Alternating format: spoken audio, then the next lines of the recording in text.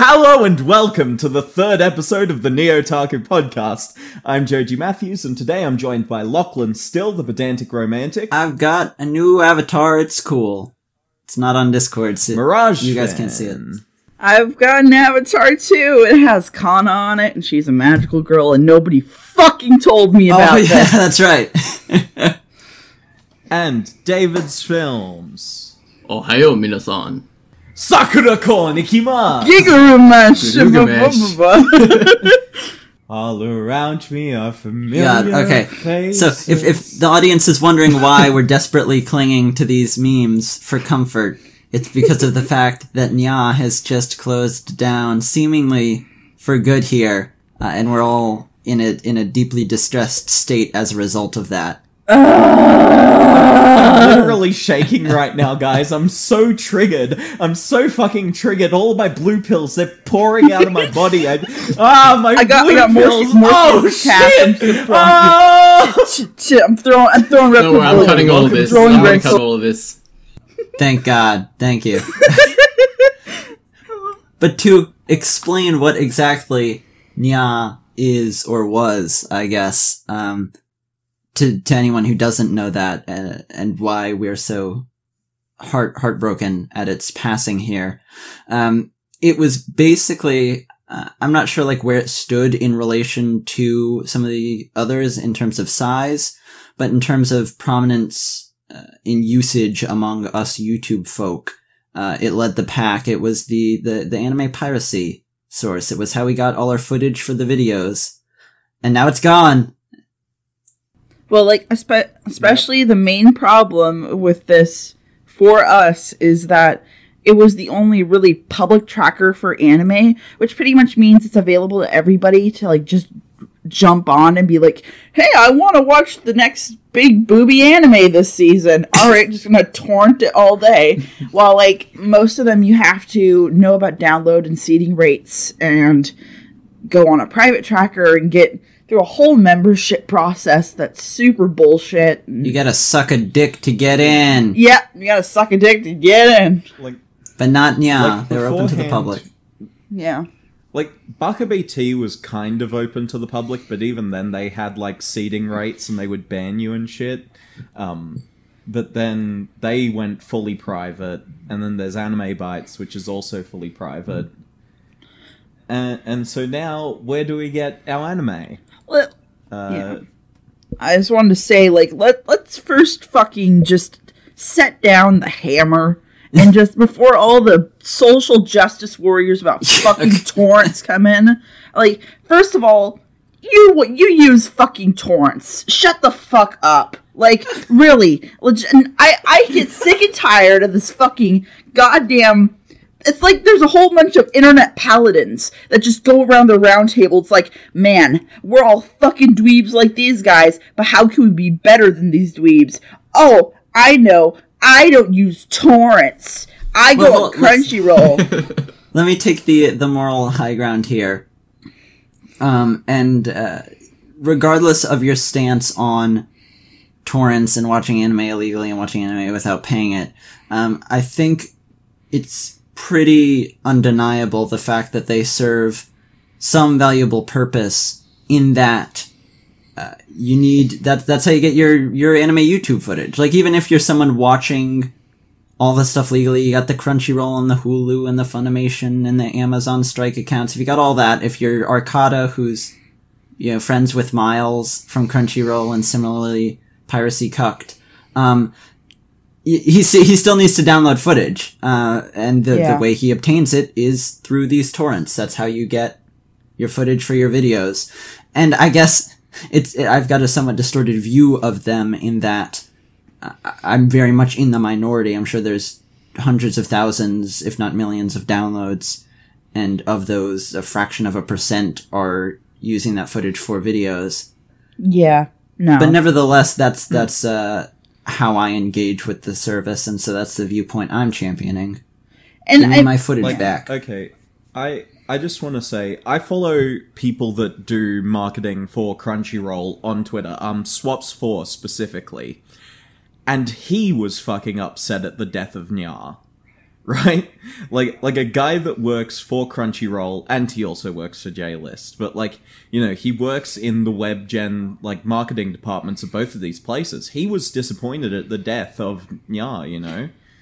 Like, it's not something that, you know, people, like, aren't attached to. It's like an entity that's been there throughout so much of Western anime history, and, like, you know, to have an archive of, like, so many different fucking Japanese things, be it music, anime, live action, manga, novels, like, everything. Yeah. It's just fucking gone. Yeah. That, you know? Well, point about it being an archive is particularly relevant, because even if you sort of resent the presence of all these streaming series available for unpaid viewing, unlicensed series, old series that are virtually inaccessible never fucking otherwise. Licensed over here, period, and will never be licensed over here. Hey guys, all the porn that you watch, by the way, that's how you get it. I don't think you think about that. You can't jack your dick to anything if you don't have torrents. I'm sorry. There are actually legal Western distributors of hentai. It's really hard. And you do pay for them. Yeah. Like, Zone Sama's part of a network which actually has legal streaming sites on it. So yeah. Well, like a lot of the uncensored stuff, especially though, comes through mostly just illegal downloads and everything. And I know what people are going to say already about me. Oh, Mirage, she doesn't pay for her anime. Shut the fuck up. I pay for merchandise, you dumb fucks. Have you not seen my new video? Fired up today. I'm so angry about this. Like, it's fucking up my life, legitimately. I understand that, you know, torrenting and whatnot, we can talk about piracy all fucking day when it comes to the entertainment industry. Like, it can fuck people's lives, creators' lives, and not have things created. But it's also about being a responsible buyer. And while, let's say, I don't buy a Blu-ray disc, I buy shit tons of fucking merchandise. It goes back to the creator either way the end of the rainbow goes. Like, that's just it with me. I go by the Digibro way of thinking. That was your first and final mistake. Thinking. See, I kind of live in this den of just fucking random anime crap. And you know how much anime I own on disc? Yeah. I own 7 discs of Razafon. That's it. Nice. Is it 7? Yeah, I only own Razafon on DVD. That's the only fucking physical copy of anime that I own. But you know what I paid $80 for? A fucking Aigis figure? Yeah. You know, like Aigis wearing a yukata to support the creators of the fucking Persona 3 movie. You know what's sitting on my desk right fucking in front of me? It's Celti from Durarara, because I fucking love it. Right? It's just like, I do support the industry in more ways than one, but it's like, you know, I even like go as far out of my way to support the animator dorms and shit because I'm a fucking crazy man, you know. It's especially about being a balanced buyer and being responsible and not a fucking kid. I'm gonna throw this down for some people. If you don't live in the U.S., you're not gonna. No, if you don't live in the U.S., you're actually going to understand this more.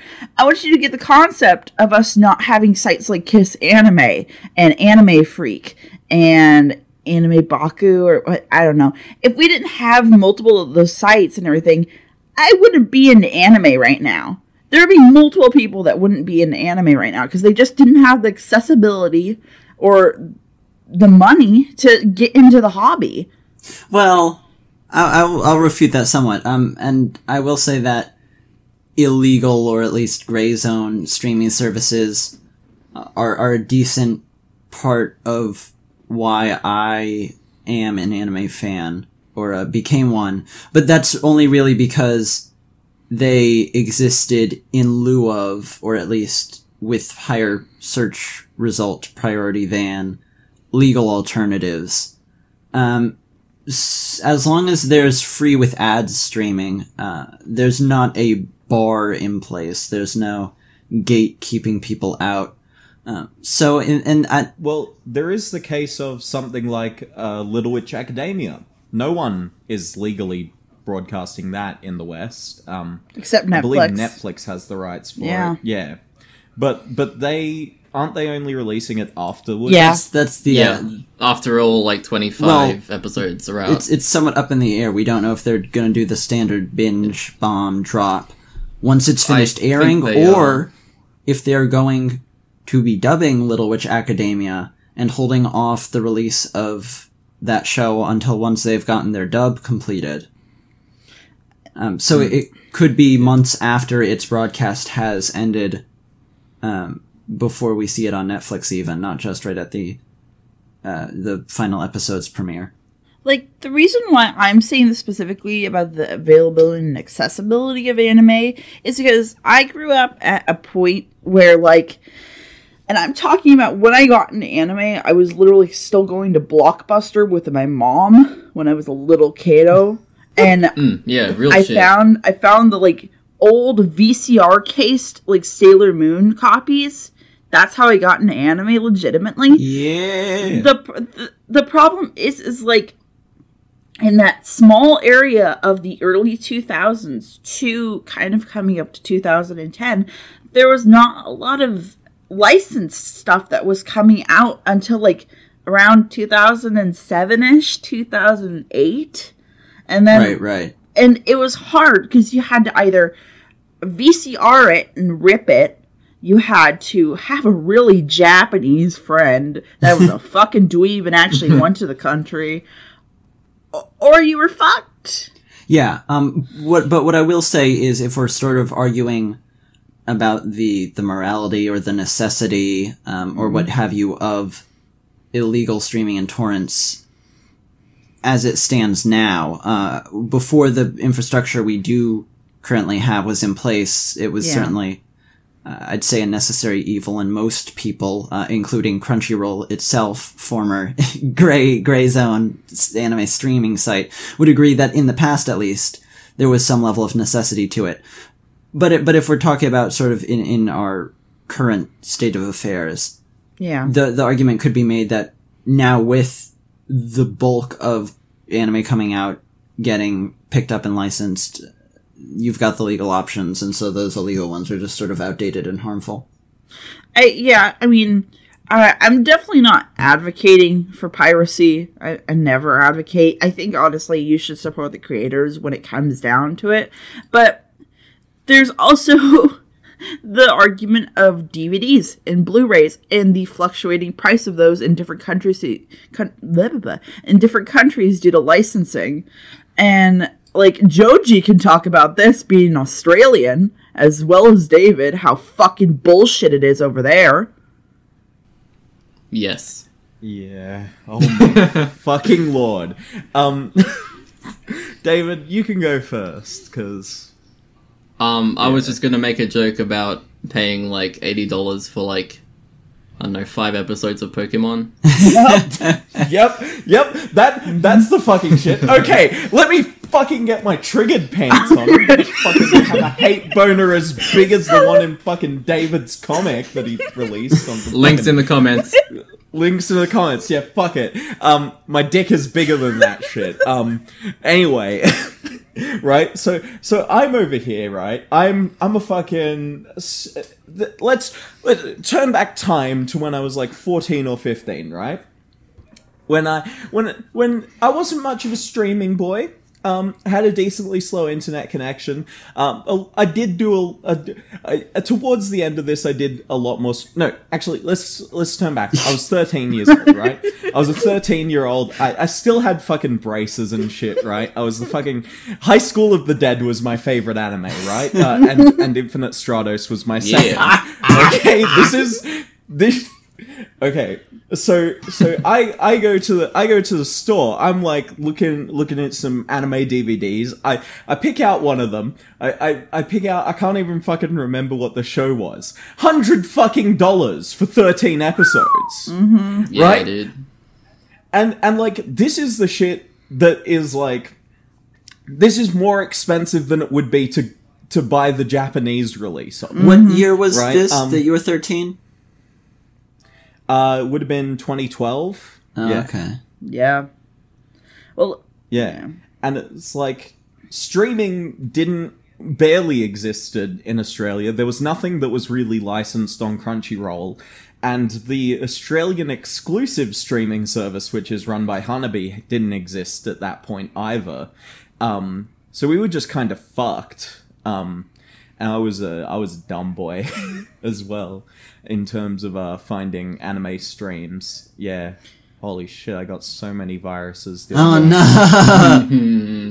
Well, it also comes down to the point of, for some reason, you guys' entertainment industry for the video games and anime especially has horrible import costs. Like, you guys had to pay $100 for Persona 5. You guys have to pay $100 for any out-of-box console game, really. And, like, it's just kind of bullshit.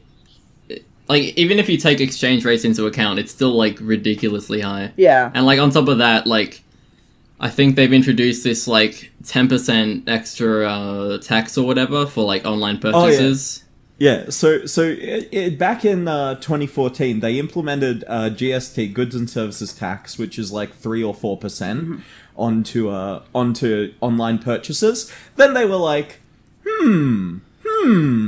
How can we fuck over everyone even more? Jeez. And they were like, yeah, let's make it 10%. So yeah, this is okay. So my point of view, a little bit. I come from a very poor background, like broke. Like, we were on food stamps and social security benefits and death benefits. I mean, I can see. People can say it for anybody. If you cannot pay for a source of entertainment, you don't deserve that entertainment because, like, you just can't put in the goods and services. Like, really. But the problem is with this kind of mentality is that what about all the talented people that want to get into anime and want to get into all stuff, but, like, they don't have the resources? Do you just want to snuff out a talent like that? Do you just want to, like, snuff out good analysts or writers or even people that are into drawing? Like, I find it really just, I don't want to pirate.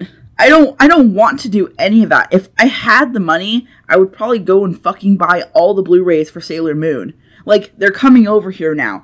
It's fucking horrible to be a poor Sailor Moon fan. Let me tell you about that, buddy. Because I have to live every day staring at Amazon, knowing that all the Propica items are in the fucking US, going to my comic book shop and seeing all the Propica items in the US, and I can't fucking afford them because they're $200, $300. But that's besides the point. That's besides the point. Because the point is that the same people that demonize people who use torrents and streaming sites are the same faggots, I'm sorry, that use these high fucking ground arguments to say you're not a real anime fan because you're not supporting the industry, supposedly, despite, buying all the merchandise you do, talking about it on the internet, giving it free fucking publicity. I'm sorry. I'm an angry fucking bitch. I was an economics major, so I'm a bit more sympathetic to just sort of the philosophical argument and position that the anti-piracy side holds, just because I get some of the mathematical bullshit and the nuance behind it. So for me, it's always, like, my fallback, my defensible position, the fort I can hold, is just stuff like Angel's Egg, Macross, stuff that is just unwatchable without piracy. And so I think it holds undeniable value in at least a limited capacity. Yeah. It just comes down to the point where it's like, do you really want to limit yourself that much on the medium that you enjoy? And here's what I will say. There's a lot of anime now that is accessible legally with ads viewing.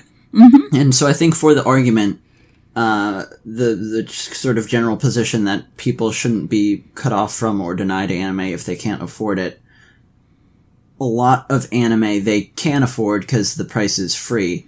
And that sort of economic argument, if you're going to say that piracy or illegal streaming should be done or could be done instead of the legal viewing with ads, I can't really support that idea because I just don't see sort of where the winning argument lies there. Like, honestly, at the end of the day, if, like, Crunchyroll has something I want to watch, and, like, I really want to watch it, I'm going to watch it on there, because it's a better fucking format, and it's a more reliable format. I don't need all these 10 like, dicks you never saw in Full House, like, fucking, like, commercials on the side of my fucking anime viewing, or, like, this pill will make you smarter. Like, I don't need that. That's called the red pill, by the way. That's how Crunchyroll was able to succeed.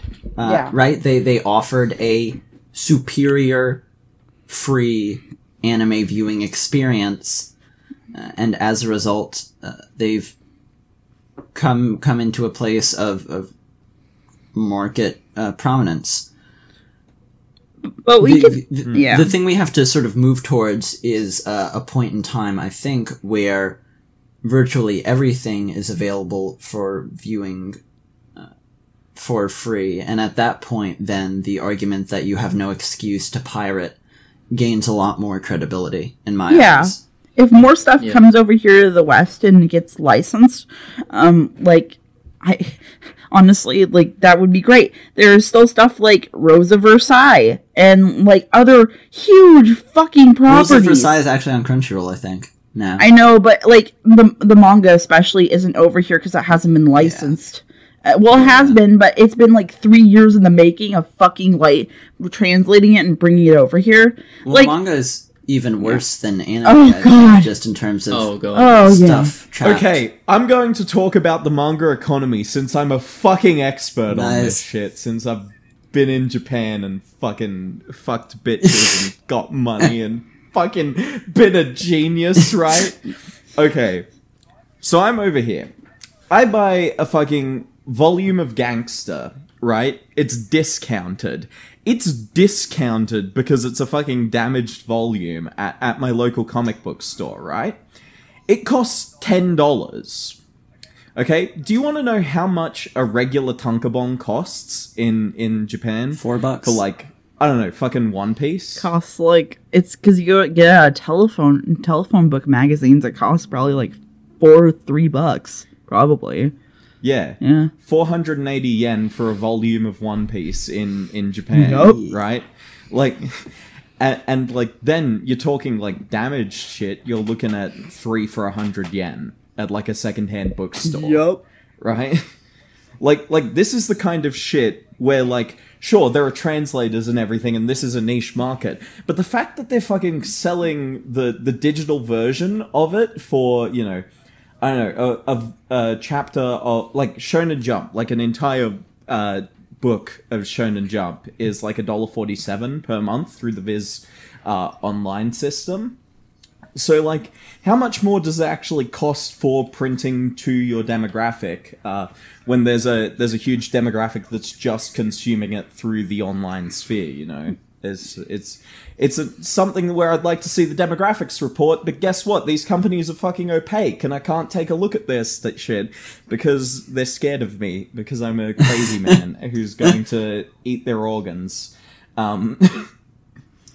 Because of the ubiquity now of anime that come out getting licensed, this has sort of faded away, but it's still a thing for manga, and it was in a past for anime, which is piracy, sort of gray zone stuff, leading publishers towards what they might want to pick up and bring over. So a good example would be the private report on my lesbian experience with loneliness. I think it's getting released in a few months here. And I think, I mean, there's no info on it, but I'd have to imagine that the sort of sizable online buzz it got as a result of people reading it online, and viewing it as something good and important is why it was able to get the support to get released. So if we're talking about manga piracy, and scanlations and the such are still highly relevant. Yeah, well, actually, I want to, like, scanlations is something that's really interesting, because such a small portion of manga even gets scanlated. And, like, it's the cream of the crop of those that actually get, like, officially published. Like, that's the weird shit about it, right? Like, I'm sitting here, fucking Aoi Hono, right? I've been, like, fucking going through that, like, every now and then and just, like, translating a page. Because guess what? In the past, 9 years that manga's been running, and the TV, adaptation that it had, which was decently successful on Western streaming services, like, illegally, because, there was no legal streaming service kicking around in 2011 that was actually willing to pick up a show about the anime industry, whoa, woo! Anyway, like, yeah, like, this is a manga which had a very successful adaptation in the Western market that just hasn't been translated. Like, it's really interesting to see, like, the weird nature of all of that shit. I don't know. Well, like, I'm going to again highlight the thing of, like, if, being a big torrent boy is making you really guilty, boys. I'm talking not just to you guys, I'm talking to the audience. If torrenting makes you feel guilty and you want to actually support the releases of this stuff, I am telling you, go buy fucking merchandise, because it speaks volumes more than Blu-rays sometimes. And that's a genuine thing. And I believe, especially with Japanese commerce when it comes to animation, a lot more merchandise is sold and, like, pushed rather than the Blu-rays, because the Blu-rays are even expensive for Japanese audiences too. Like, I think it's important if you're so into something, like me with Magical Girls, or anybody else who's, like, into, like, let's say Evangelion or Gundam. Buy your Gunpla, boys. Yeah. Actually, yeah, that I just do want to interject with Ava for a moment, because this was something that I found fucking hilarious the other day. Mm-hmm. Okay, so Captain Christian put out his Wonder Woman video, right? And in the end of it, there's an ad for VRV, and I believe it's an official VRV ad. Right now, VRV is part of the network of Elation. Well, no, it's not part of the network of Elation. It's a derived network from that includes members of Elation and companies funded through Elation, which is a very odd way of saying that it's basically just Elation's shit with some other shit piled on top. But their advertising for anime has fucking Ava Unit 1 in it, right? And this frustrates me to no end, because guess what anime doesn't have a fucking Western distribution, right? Guess what anime does not have a Western distribution, except for the shitty fucking remake which I'm going to kill with my own two hands, right? It's fucking Evangelion, right? There was an official Blu-ray release only 2 fucking years ago. The thing with in Japan, and I'm sure you're aware of this because you're a big Eva boy, but I'm fairly certain the thing with the Neon Genesis Evangelion Blu-ray release was that Anno wasn't interested in having that licensed for overseas release until all of the Rebuild films finished up, and then he'd talk about it. Yeah, I know, and I want to fucking... I love Arno, but I also want to kill him. He's my favourite and my least favourite. He's best boy and worst boy at the same time. Listen to me cry about him on last week's episode. But I do think that's a really interesting point, and sort of emblematic of where things stand. Because at the point in time where you have one of the very most culturally impactful and important pieces of the medium, undeniably so, unlicensed and unavailable for streaming or legal viewing in the entire world outside of Japan, the argument that people should not step outside of legal bounds for anime viewing is just sort of laughable to me. Yeah. Because any system in which you can't legally view something, regardless of what you think of its quality, with the objective level of relevance and importance to the medium as Evangelion, it's not a system that's functioning sufficiently. Well, you know, I don't want to start shit because this guy has been like a big fucking part of me actually being into analysis and whatnot. But I have a really problematic issue with a lot of, especially like Arcada's point of view when it comes to anime viewing and how to buy it. Because like that guy, I remember watching him back in like the Desu Des Brigade days, or like even before that, where like he struggled to even get the Blu-rays for certain things, and like he made that a point to talk about in his stuff. But I also had like, why should you chastity yourself away from entertainment that not only you're going to probably get spoiled on if you're really such a spoil whore, and like not be in the conversation? Why are you just gonna fucking save yourself till the Blu-ray release? Like a fucking virgin girl on prom night. Like, I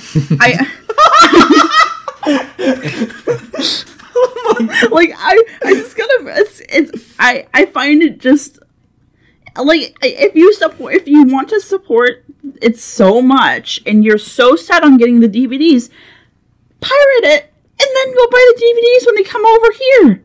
That's really the end of it. Like you're not being a bad person by clicking the uTorrents. You're just... Yeah, I mean, I can't fault someone for their own individual sort of wacky moral stances, if that's how they want to do things. I do think, to bring up the economic arguments again, it's the market's job to supply the desired product to you. And if it fails to do so, then you'll go out and get it. And so you could sort of extend that to, like, if they're not doing a good enough job, then maybe you can just steal it, but that's sort of a bit of a more moral gray zone. I don't want to get into that level of issues. Like, see, here's the thing. With that economic argument, then you need to rely upon, the system not, in fact, being the one that regulates what you're able to view regardless. Right. With threat of legality, because, I've done a bit of research on this shit, but it's like, a couple of years old and stuff. Like, if they just straight up are not providing Eva, if Eva doesn't exist within that marketplace whatsoever, then you'll go outside of the marketplace. Yeah. Yeah, but there are people who rely upon that marketplace to be informed of, what is available. Yeah, and that's where the problem of, the licensor as the taste cultivator comes into, account and everything. Interestingly, Miles is somewhat tacitly, like, piracy neutral. His real battle to fight is with the illegal streaming services. The sort of things just doing what Crunchyroll does, but not paying in order to do it like Crunchyroll does. And he hates the idea that they are getting business, and that I can totally appreciate, just because it's like, motherfucker, I'm paying to do this and you're doing the same thing as I am, but you don't have to pay to do it. What's going on? That can definitely piss him off. And so he can't say it, but he's essentially said, whatever you do, man, like, pirate it, sure. Just don't give those motherfuckers the ad views. Get the fuck off of Kiss Anime. Like, torrent that shit if you have to, but don't do it. I think Miles, and, like, I think a lot of people in the actual streaming business, just based off of things that I've read from them, Reddit posts, forum posts, their own blogs, stuff like that, because I stalk them, I go into their houses, I sit in, I shit in their pants, I do all of it. But, I feel that a lot of people who are actually working in the legal streaming business are fine with the torrent market existing. What they're really against is the illegal streaming market. Well, because the notion of illegal streaming is basically saying, okay, someone who just isn't benefiting these people whatsoever, you know, the people that are creating the art that you like, they're just over here fucking around with all of that AdSense money. But with the torrent market, it's kind of people who build their lives around, you know, distributing anime, you know, regardless, are kind of working on this more so. And, you know, there's not ad money that's going to them. What's, you know, going to them is just, you know, the satisfaction of bringing more art out into the world. Torrents, you know, for viewership are less malicious, if you want to use that term, because they're not for profit.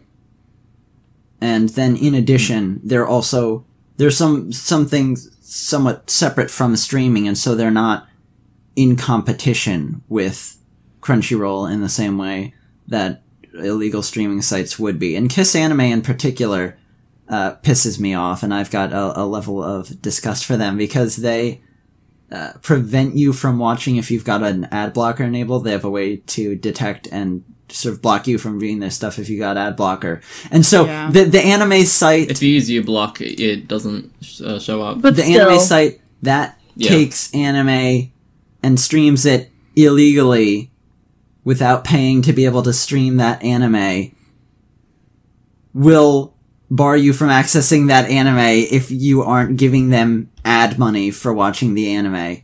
What the fuck, you pieces of shit. Even Crunchyroll, I mean, I'm sure maybe they'd like to, but if you go on Crunchyroll with ad blocker, you can watch their stuff without ads. Like, it just powers through that shit. Like, the absurdity of a site getting all its anime for free illegally and streaming it with ads. Also, like, heavily enforcing the ads as if, like, they have some right to the ad money from illegally obtained anime is deeply upsetting and insulting to me. Yeah. It like, okay, I'm gonna talk about an anime illegal streaming site, which I only recently came across, but I think is a godsend compared to Kiss Anime. It's called 9 Anime, right? Yeah. Because guess what? They don't fuck with you as much. They don't fuck the user over as much. They don't fucking force them to pay if they want to view without ads and download shit. You know, even though there are ways to do that on Kiss Anime, it's just like 9 Anime from the get-go isn't as fucking scummy and shit. I mean, like, I don't want to feel like a grubby little goober going to Kiss Anime, seeing all this fucking dick enlargement fucking ads or like whatever and like watching my shoujos. Like, I don't want to do it, but when sometimes something is either like just out in the fucking wilderness in Japan looking for that license, or it's just not gonna come over here, what am I supposed to do? Especially with your specialization, Mirage, Maho Shoujo, there's a lot of stuff that's out there in licensing hell that you just have to go through in a legally gray zone to obtain it because it doesn't exist elsewhere. Yeah. This is the one time that I am going to say this, right? Because any other time it would melt my fucking skin off of my skull, right? But God bless Victoria Holden of Crunchyroll, right? Right? Okay, this is legitimately hurting me to say, but at least she tries to get Precure legally streamed. At least she tries to bring more Maho Shoujo over to the Western market, right? At least she puts in the tiniest bit of effort to talk about it. There's a number of Precure God bless Victoria Holland's heart among Crunchyroll staff. Yeah. Yeah, but I mean, Victoria Holden's a very specific case. Well, yeah. I'll get to it some other time. But yeah, well, I think the thing also with my specialization, which, you know, people can say that it's... I'm kind of in the area between mecha and just shonen. Like, I feel sometimes, like, those fans, where mecha doesn't... Let's be really honest. Mecha is kind of dying in its original state. Like, not a lot of stuff's getting licensed, or it's just not even coming out, period, in Japan, and it's just not showing up because those series are very tailored, specialized to those certain kind of fans. While, like, shonen fans, obviously, they're everywhere, and, like, they can, there's multiple things they can go to. People don't actually realize how Maho Shoujo, and especially all of that, it's actually kind of a very far and few between and or dying breed of subgenre for anime. And with that comes less interest in bringing it over to the West. And, like, trust me, if I was able to buy the Blu-rays for stuff like, let's say, Madoka or Sailor Moon or Pretty Cure or any of that kind of stuff, that shit would be snatched up in a heartbeat because I want to support the scene as much as fucking possible so we get more shit like that coming over to the West. But the reality of it is that, like, I'm going to say this really quick, publishers kind of fuck you over, even in Japan. And this is where my argument of being into, like, sub-fashion and whatnot comes into play. Which, I if you guys want me to tangent a tiny bit, if it's okay. I am into, and I still am into, a sub-fashion by the name of Lolita. Which Lolita is pretty much the very ornate and elegant clothes that some girls wear based on Victorian dolls and whatnot. It has nothing to do with Vladimir Nabokov's Lolita. Just gotta say that, because people fucking my forums will get angry at me. And the thing is that most of the fashion that you get over there, you have to go through a friendly buyer, or what's the name of it? It's something else. You have to go through a Japanese buyer in order to get it over here to the US. You gotta go through a whole bunch of intermediaries. That's the same thing with some stuff for me with Magical Girls. I have to go through an intermediary buyer from, like, let's say Bandai, and, like, get it from, because they're Japan exclusive. Certain things just aren't printed over here and will never be printed over here, specifically because they want to cater to their Japanese audience.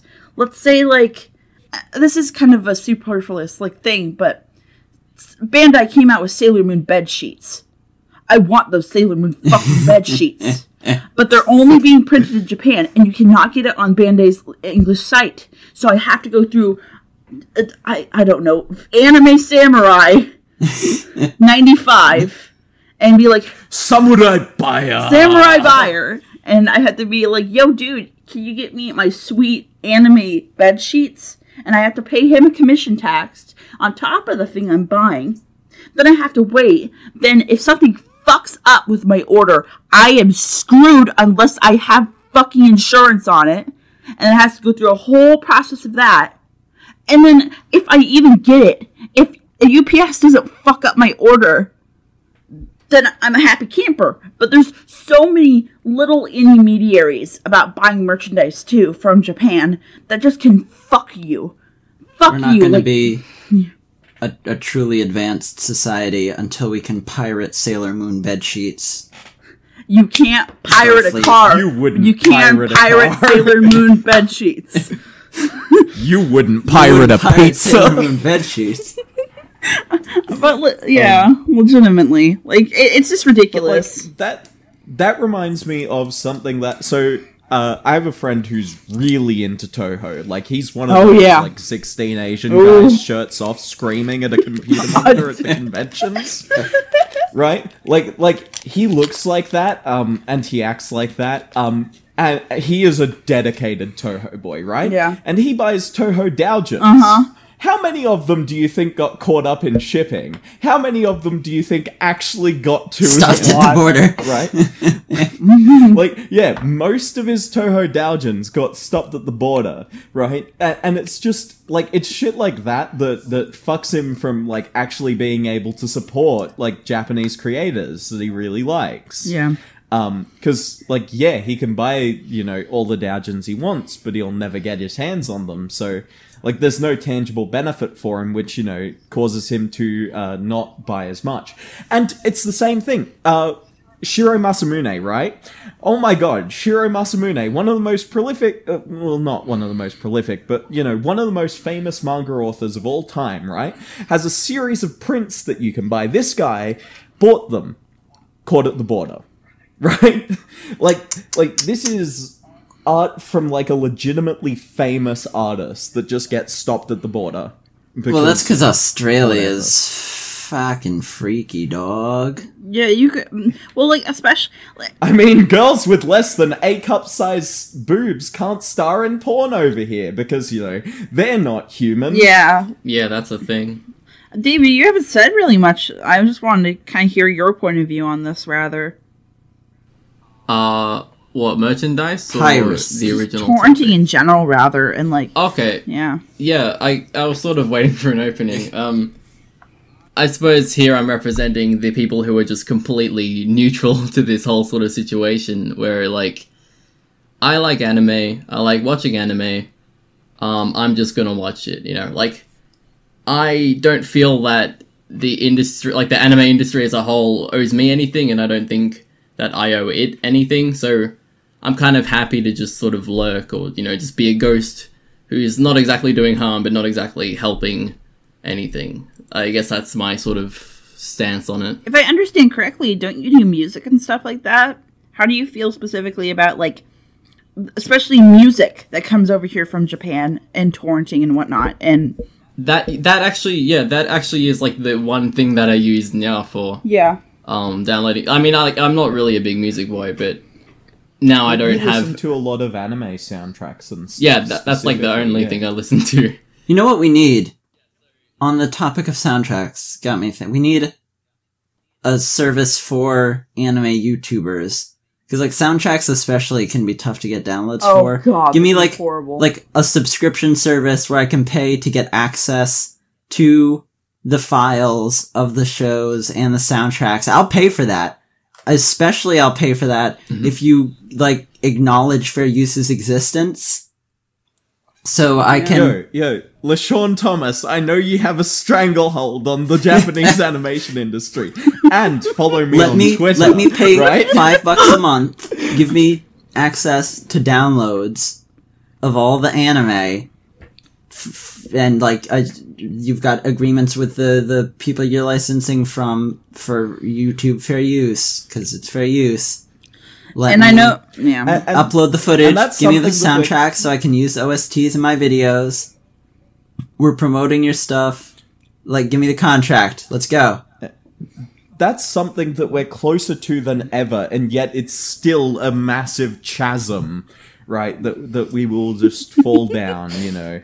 We need to push this boulder across this giant hole in the ground, and it's just gonna fall, so we're gonna need to get another boulder, and each of these boulders is the lives of an anime YouTuber. If we push Bikini Bottom, Mr. Anime, we can move it from there and put it over here, Mr. Krabs. I'm sorry.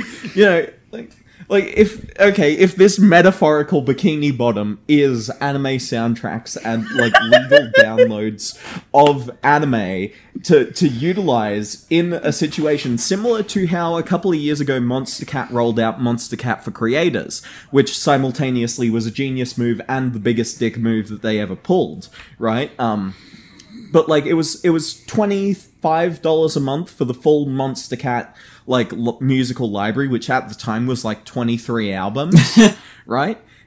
And like dozens of EPs, right?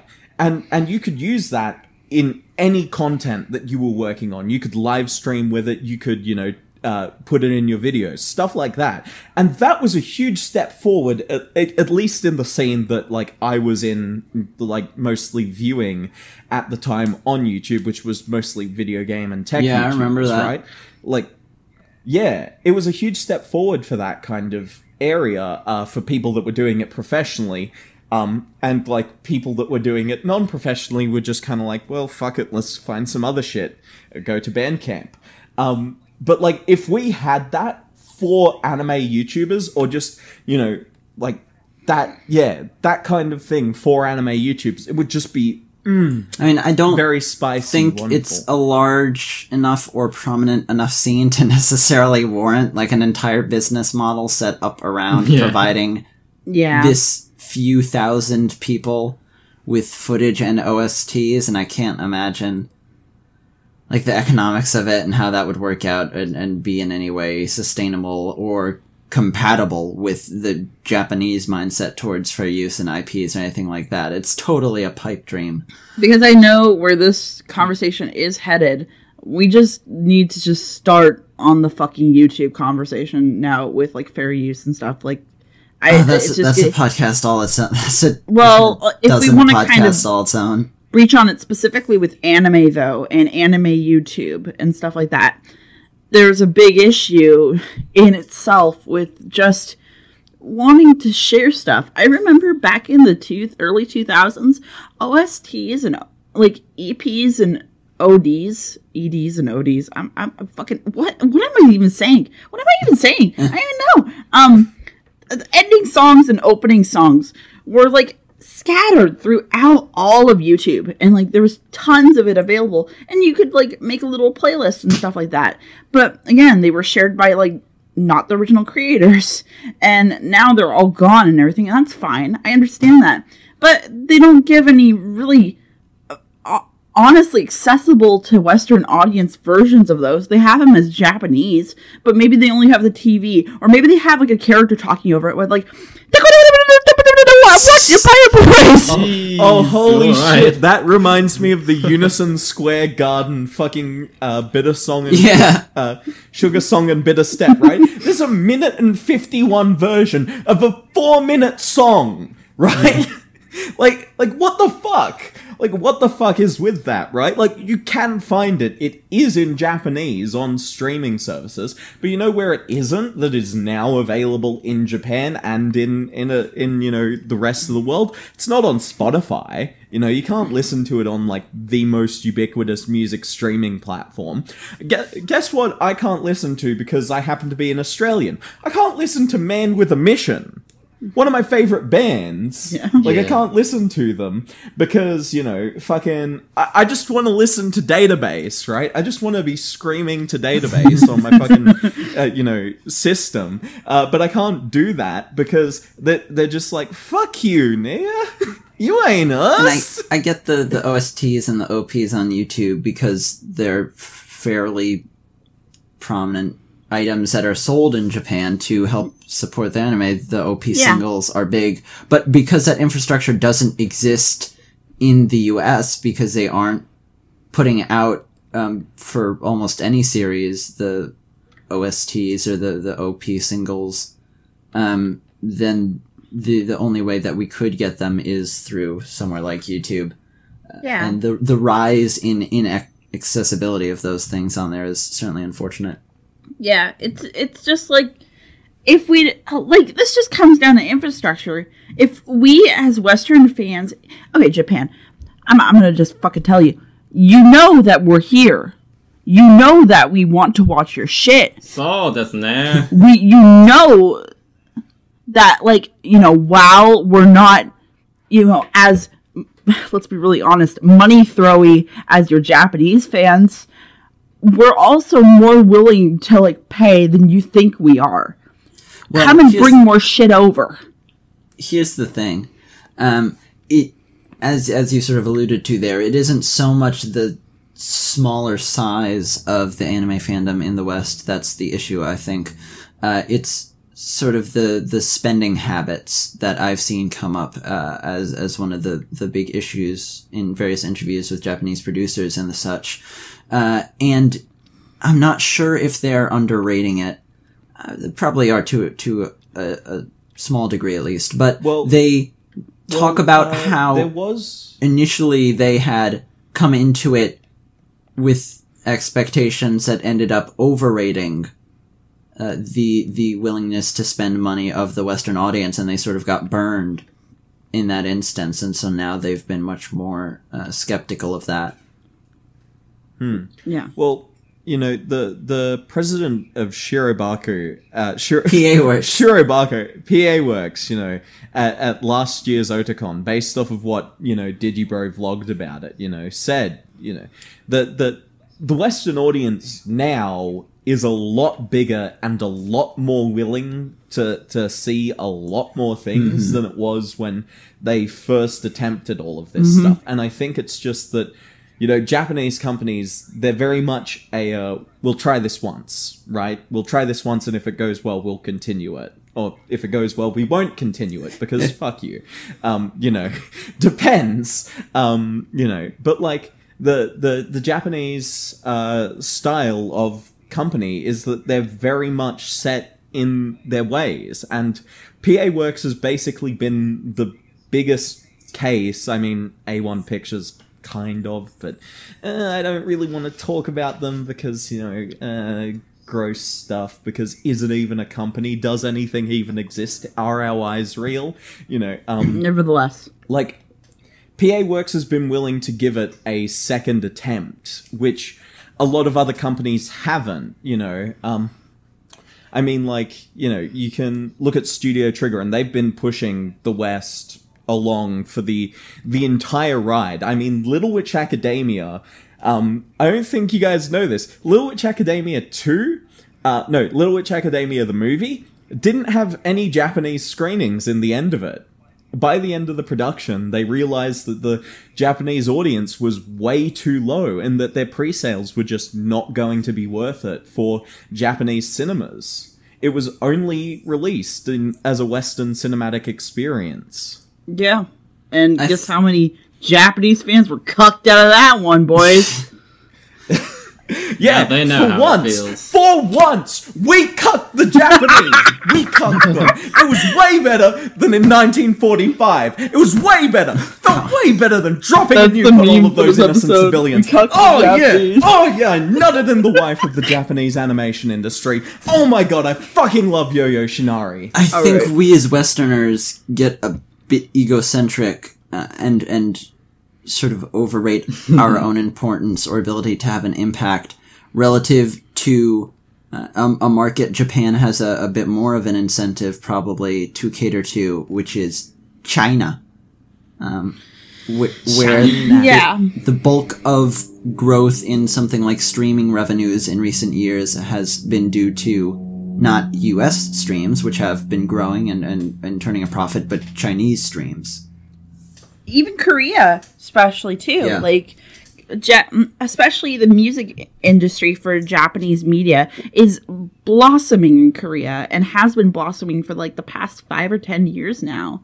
Like, it's like, I understand as, like, a worldly viewer that, we're not the main target demographic. Like, that's understandable. And, like, it's not like we're the only people that can pick up anime and take it out of the drudges. Like, the nationwide, like, worldwide, people have to, like, I feel like all anime fans have to take some kind of stand in how they want to enjoy their products and whatnot. And if they want to actually partake in this kind of art form, they have to show and maybe throw some money around. That's the end of the day kind of thing. Or even go through ads. Like, if you sit through a Suave ad on fucking, like, Crunchyroll or something, like, it may feel like shit, but you're still doing something good. Like, you're still showing that you have interest in the West, or even in, like, other parts of the world where, like, you want to watch this shit. That is unless, like, you don't have Crunchyroll in your country because maybe your region doesn't allow it, but we'll get through that later, buddies. It's okay. It's okay. It's okay. Either way, we're fucked. Yeah, we're all fucked. China is going to demolish Japan as an animation industry, and we'll see homogenous shit for a while, and then Hideaki Anno will rise out of the fucking anime ground, was a mistake, and he'll save everyone. It was.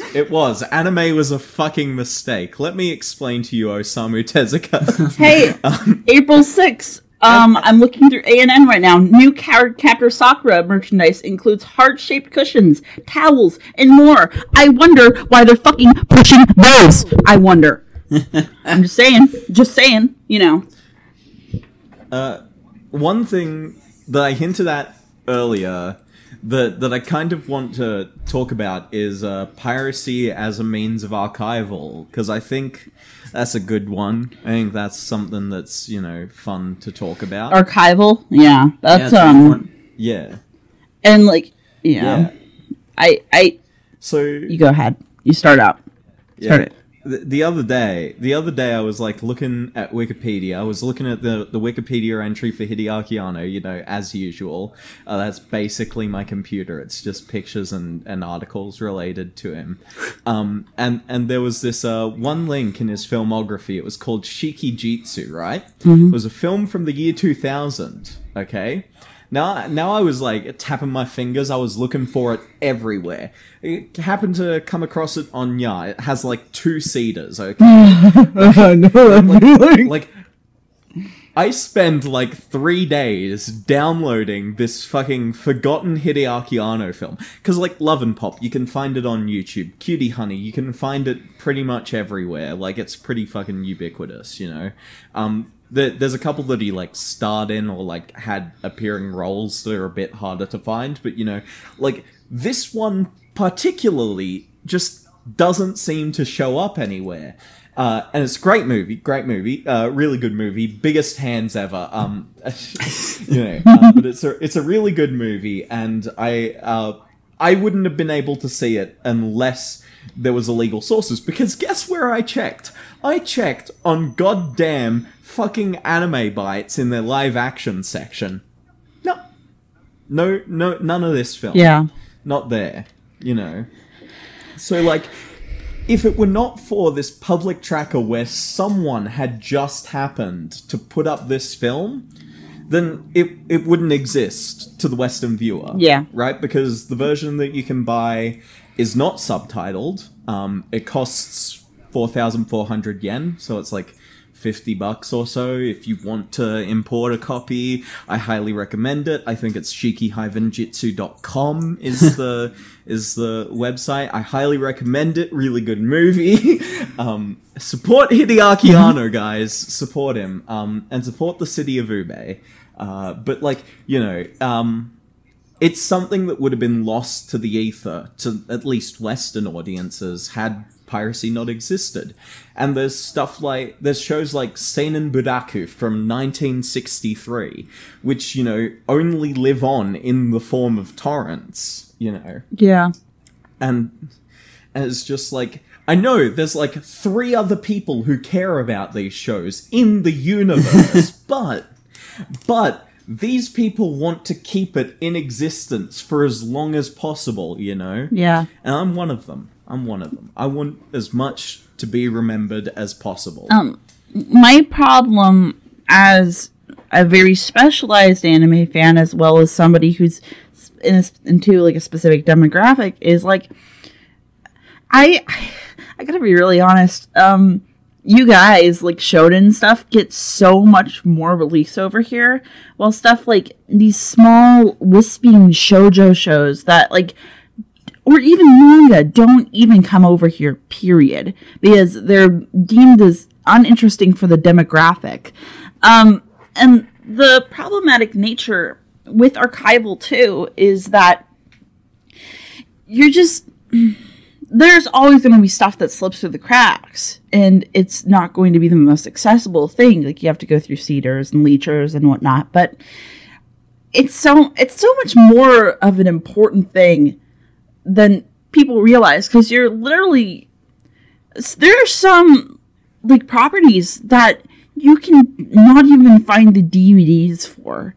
You can't even find existence of the item, let alone, like, go and stream it on Crunchyroll.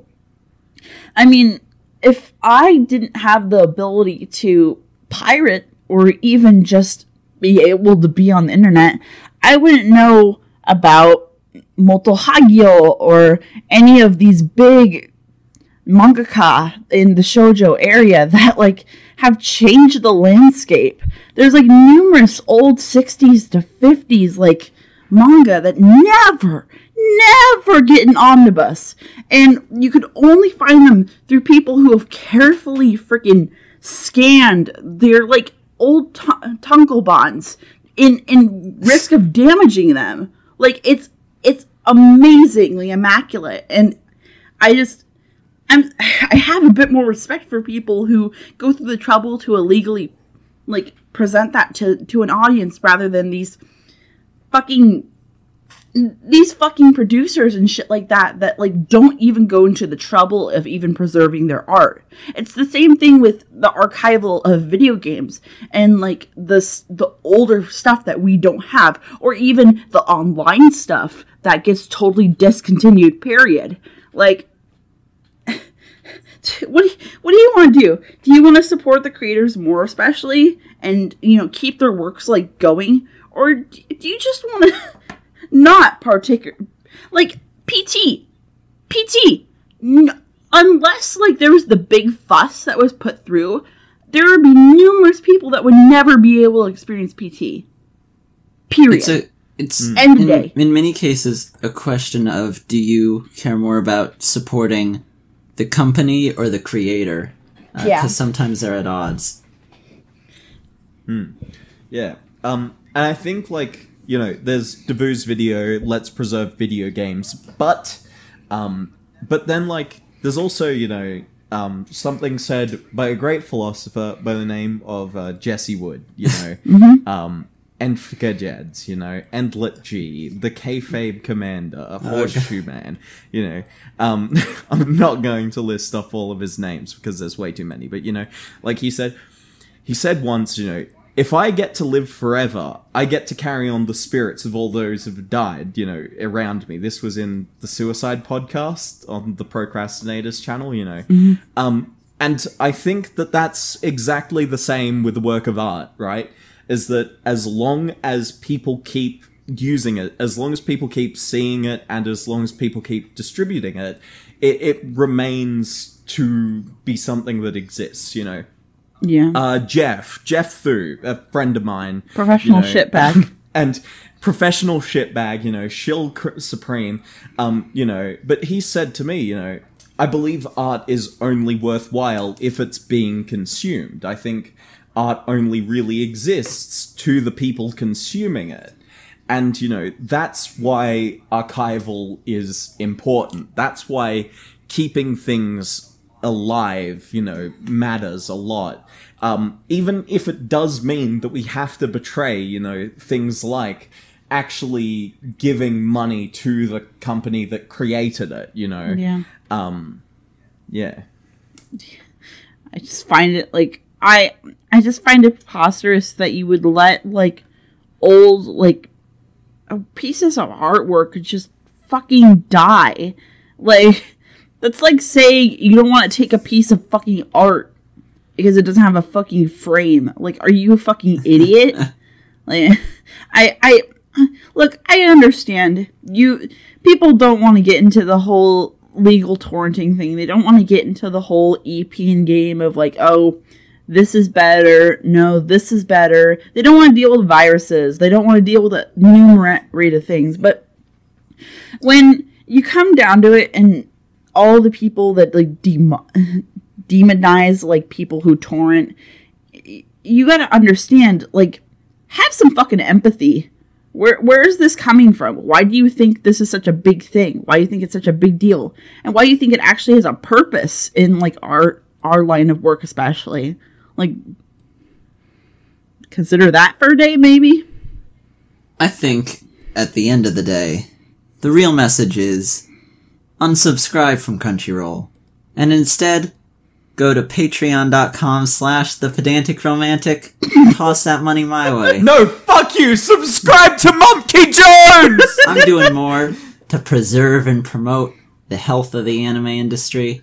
I deserve a little help. I gotta buy some Cardcaptor Sakura thigh highs to wear around. Cushions. And they ain't paying for themselves. Yeah. See, what you should really do to be a true patrician is go to patreon.com/Joji Matthews and help a brother out in his endless efforts to preserve the most obscure anime of all time. You know, it would be really cool of all you guys, because, you know, I'm the best chick, and, like, you know, whatever. Just go watch my videos. I'm not fucking putting ad revenue on anything. I don't need money. I just want to teach people about anime and shoujo. Like, go educate yourself. Go educate yourself. Go read about this stuff. Go read an old fucking manga and support its actual release. Like that, I would love you. I'd kiss you on the cheeks. I'd come over. I'd be like, nah, yes. Okay. So here's the thing. I know that a couple of people that listen to this, especially my viewers, want to support the industry more, want to support more creators, but they don't quite know how to do this. I've had multiple questions about it in my comments section over time. Go to fucking Mandarake, that site, Mandrake.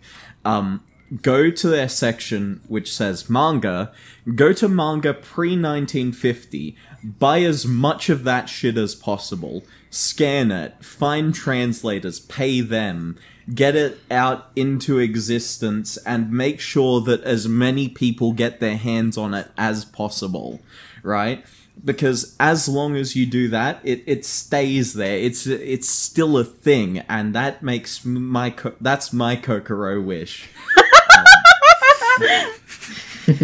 I wanted to ask you guys, because we seem like to be wrapping up, I want to answer some questions from the forum response and whatnot, because some people have some beamy questions that I think would be worth it rather than making whole videos about them. Okay, cool. Yeah, let me see if I can get this up. Fucking goddamn computer just had a fucking heart attack. I can't deal with all the anime you have on your computer. It's like, fuck you. So much hentai. Why? More like so much Maho Shoujo that I can't fucking delete because Nyaa's gone. That's pretty much. Exactly. See, now I have the burden of storing multiple terabytes of random anime crap, because now no one else is doing it. I gotta. By the way, if anyone out there has a VPS and they want to set up a new network, hit me up. I'll help you. Right. If anybody has an invite to Anime Bites or any private tracker, I will kiss you on the cheeks 2 times on top of it. And I am a girl, so that's at least something for you on Reddit, I guess. I don't know. Dude, so yeah. Okay. So here's one of the questions. Does Reddit is gay? Depends. Yes. Reddit is gay because David's really good comic got a ton of downvotes on Reddit. And it's super good. It's sitting at a mild 0 upvotes. That's got 40% upvote. That's not terrible. Yeah, I mean, it's like half and half almost. Pretty much. Let's see here. The milk. Who would win, Shrek versus Harry Potter? We're just gonna answer this right fucking now. No, this is our bonus podcast. This is our bonus podcast. What? This is bonus episode territory. Wait for Shrek the Patreon. Shrek wins because I don't give a fuck about Harry Potter. It's like 40 fucking years old now. I don't give a fuck about Harry Potter. Harry Potter can go fuck off. I don't care about fucking wizards. I'm done with fucking wizards and Gryffindor. I'm done with this whole fucking normie culture. These fucking normies thinking they're geeks, getting all, ooh, I'm a geek, I'm a nerd, I like Harry Potter. Fuck right off. So yeah, Shrek wins. And also 4chan memes, so sure. Jared Mithrander said, who y'all ship? I don't know who you mean by, like, ships? Like actual ships in anime? Or like... I ship me and David. Yeah, me and David really. I was thinking, I don't know, like Titanic or something. Oh, that is pretty. or like Kantai Collection or something. Who's your favorite TPC member? Asked by Lord Liquid Bacon. Hey, I know him. He's cool. Yeah, he sounds like a pretty cool dude. I know Jared too. Who are your guys' favorite TPC members? Do you have a specific one at all? I agree with a lot of things that Ben says, but I think it's hard not Look at this gay... I know. But you know, like Nate is just so charismatic. I just, you know, you can't not love him. My top three, my top three are probably Jesse, because Jesse has so much passion about his work and what he does as both a comedian and just a boy on the internet that like just makes me happy and warm inside. And I love him and Susie, and they're the cutest, adorable little dorkles ever. I really... can we just take Digi off of this? Because we all know we like Digi. Like, fuck. Like, yeah. It's kind of a given. No, I hate that Digi, bro. Hippo also. He's a good boy. Great boy. Gibbon's fucking great, and he's a good boy and stuff like that. I really like Ben, and Ben's been coming into his own lately, so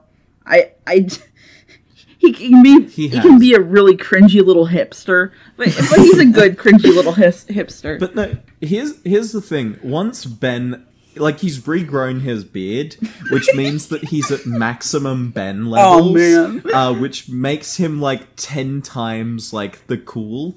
Yeah. And I just wanna hug Munchie in his pizza jumpsuit.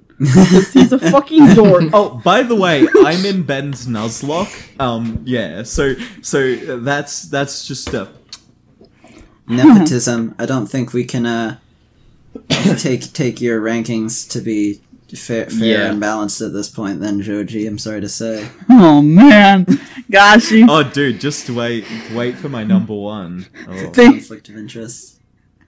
Oh, what about... Well, who are your favourite locks? Yeah, Locke. Who's your favourite lock? It's... like, most of them have at least one specific area or trait. Oh, it's so cute, he can't decide. In which they really excel. And so I'm just like, what do I quantify? Like, how do I... like, Nate's presentation and level of charisma is just stellar. Is that like better than Endless Just follow your heart, dude. Insane just creativity? Like, they're 10 out of 10 in their respective areas, but how do I quantify one specific specialty over another?